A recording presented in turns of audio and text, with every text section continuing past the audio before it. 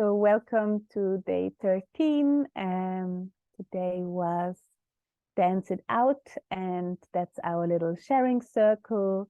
We just talked about how has been the journey so far for us, what were challenging experiences, but also what were our highlights. And yeah, I will post the questions that we talked about and even more questions for you to reflect. And now I wanted to give a little input for tomorrow's practice that was in the 8-day overview called Trauma and Stress Release. And now it's called Trauma and Pleasure Release. Release and Pleasure, exactly.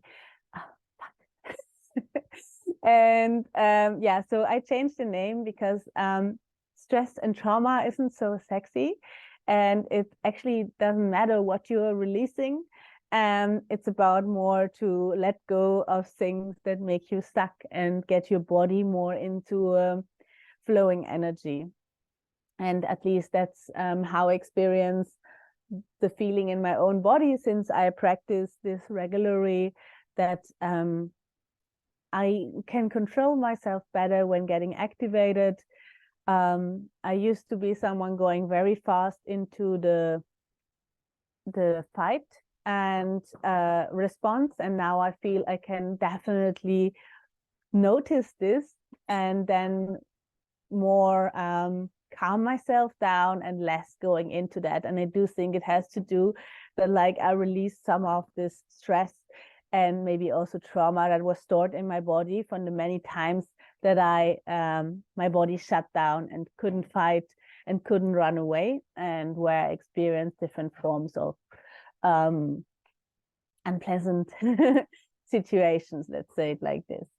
And so, yeah, but also on the other hand, I can understand that not everyone is aware of it. So trauma is a very tricky one. And the awesome news about it is that you don't need to know what happened to you or what caused it, but you can also, by working with your body, by working with your felt sense and some bodily release techniques, letting go of it without needing to actually know what it was. And also you can, by acting, for example, for me, one of the symptoms is like my migraine or like pain in my back. And so I'm rather working with the symptoms that I'm challenged with on the everyday life rather than with what caused it. So, but still on saying to trauma, there is like 3 important things. So especially if things happened when we were really little, there can be a form of amnesia, like it would be too painful to remember. And so we forget, because otherwise the pain would take us over. So our body is doing that to really protect us and actually make us survive. So it's a very important and good thing of our body. Even sometimes it can feel very painful to not remember your childhood, for example. So this is on one hand. I have shared one time in one talk that I did in the Schwelle conference and also at the Intimate Revolution, that for me, like, I had with 25 an unpleasant or like a shitty experience, and like only 6 months later I could remember, and slowly, because I got activated, I could, like, the memories came back and I realized what it was. And so to also know, sometimes there is a temporary amnesia, and when we get reactivated because there's something that remembers us, like for me it was seeing a similar situation, like the memory came back, and I didn't know how to deal with it back then. And so that is one aspect. And another aspect is that some experiences that we had, that we can start repeating them, to go into repeating them in order that they might change at a certain point. So for me, I like to give experiences, but still I want to do a trigger warning, because yeah, I should have done that at the beginning. I will talk about sexual violence in a way. So when I was 14, I almost got so I got KO drops in my drink when we were partying, and then I woke up into an apartment of a man, and someone was laying on me, and I was still dressed, but having that feeling that someone was like cutting my air and like actually being sexual with me while I was passed out.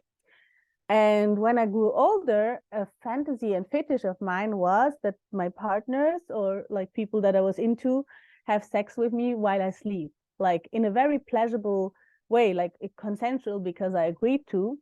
But what my body did there in an unconscious way was to re-ask for a similar experience in order to change the outcome. And so by realizing this mechanism, I could also like start seeing, okay, where can I actually avoid re-traumatizations? Because at best, I changed the experience, but what usually can happen is that we lose connection with that person that actually reactivates our trauma. So yeah, these are, I hope they make these aspects clear. And yeah, trauma is very, very complex. And so it's like they used to say like trauma can only happen from sexual violence and from war. But it's so important it's not about the event, but it's about in which state are you, in which age are you, what are the resources that you have at that moment, how are your support structures, and also how often did that event occur. So even little things, if you getting yelled every day in your household, that can cause some development trauma. So yeah, I used to also, for example, say, oh yeah, I had no problem getting beaten up at home. Like I even liked that. Like things like this were for a little child, like things to support me to deal with that, because I couldn't deal with what like that like people that were my caretakers were not having the resources to actually care for a child. So to also see, and sometimes are the Glaubenssätze, like the sentences that we put in our system in order to survive and continue working for a system that yeah has a lot of stress and a lot of speed. Yeah, so got again very personal, but I do think on personal examples sometimes it's easier to understand rather than having bullet points on what trauma is. And for me, yeah, for tomorrow's practice, it's not about a trauma release. It's more really about getting and trying out how does it feel when my body is vibrating. Because like animals, we can shake off stress when we get activated, when we then like wiggle our body, it can really support us of letting go of this shock. And to train our body to go in these responses.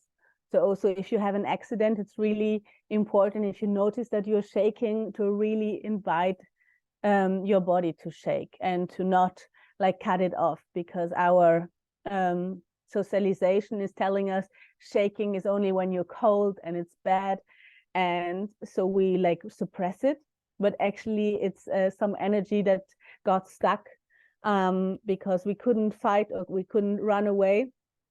And so this is releasing, and it can really make a significant change, whether someone can have PTSD or any other trauma symptoms over a long time.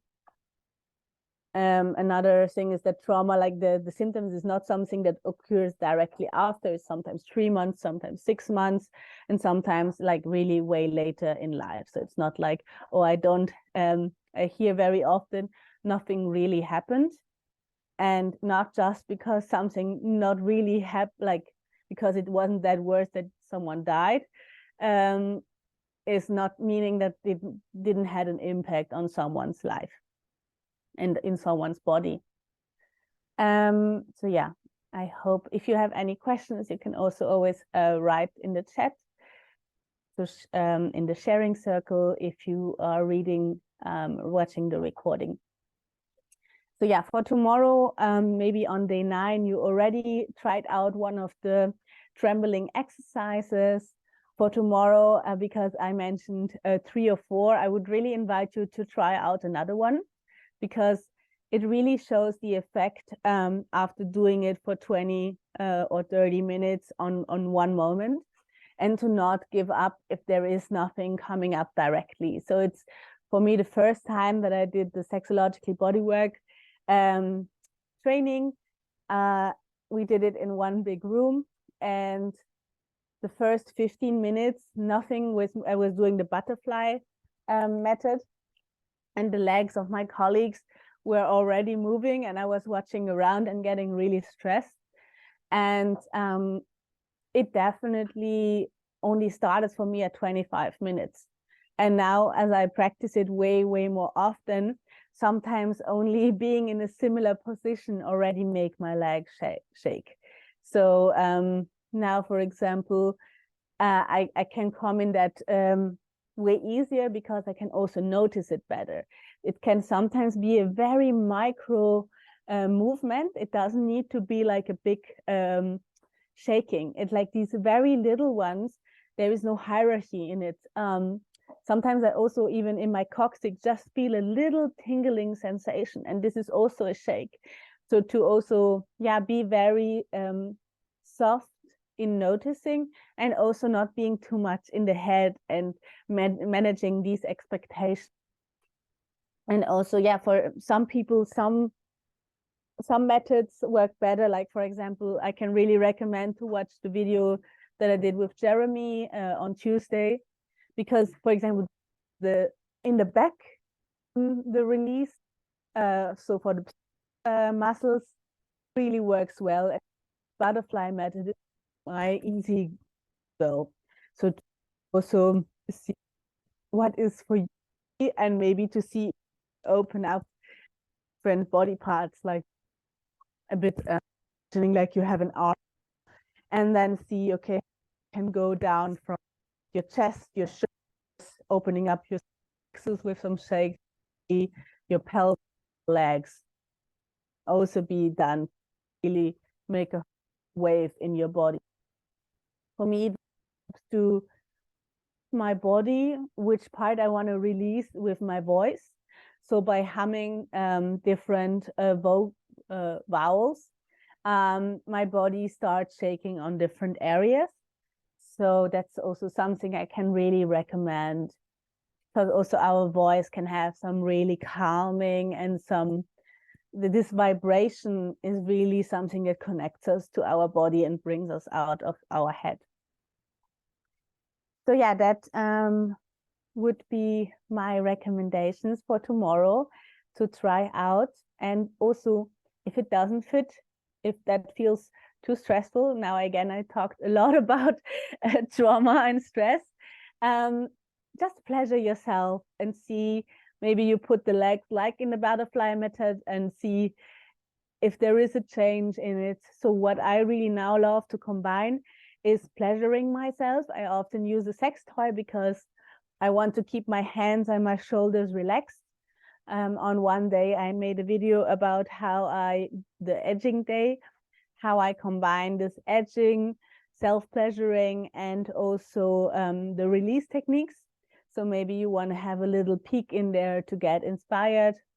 But yeah, also you can also just do a freestyle method and combine the elements that are fitting for you. Yeah, thank you.